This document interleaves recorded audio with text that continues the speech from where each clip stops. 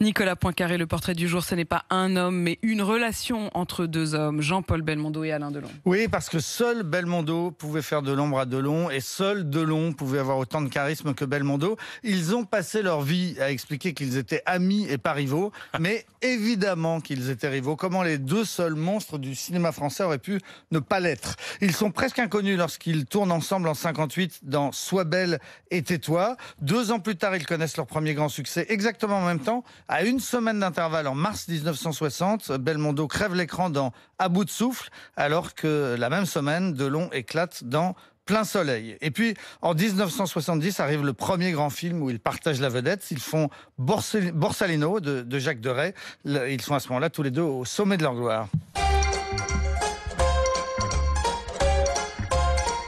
Magnifique Borsalino, et c'est là que leur histoire déraille. Oui, parce qu'à la sortie du film, Belmondo découvre l'affiche. Et comme Delon est le producteur, il a fait écrire Alain Delon présente Alain Delon et Jean-Paul Belmondo. Et Bébel est furieux. Ce n'est pas ce qui était prévu. Il devait être à égalité sur l'affiche.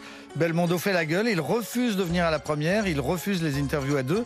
Et finalement, il va même jusqu'à poursuivre Delon en justice. Et il gagne le procès en 1972. Les deux acteurs ont ensuite poursuivi leur carrière en parallèle sans plus jamais rejouer ensemble pendant presque 30 ans. Et puis arrive Patrice Lecomte et le tournage d'Une chance sur deux avec Vanessa Paradis.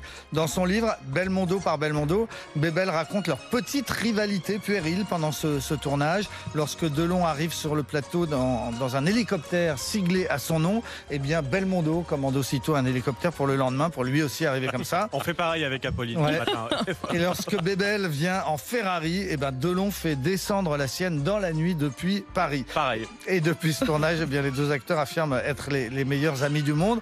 Mais sur TF1, il y a quelques années, Delon avait même expliqué que leur vie était comme un marathon, une très longue course où parfois l'un est devant, parfois c'est l'autre. Ce qui compte, concluait Delon, c'est qu'on finira ensemble sur la ligne d'arrivée. Sur la ligne d'arrivée, c'est évident qu'ils finiront à la fin ensemble, mais je trouve que ça les rend presque attachants, ce côté un peu gamin de ces deux merveilles. Notre Belmondo national, votre Belmondo, quel hommage, votre film préféré, votre meilleur souvenir.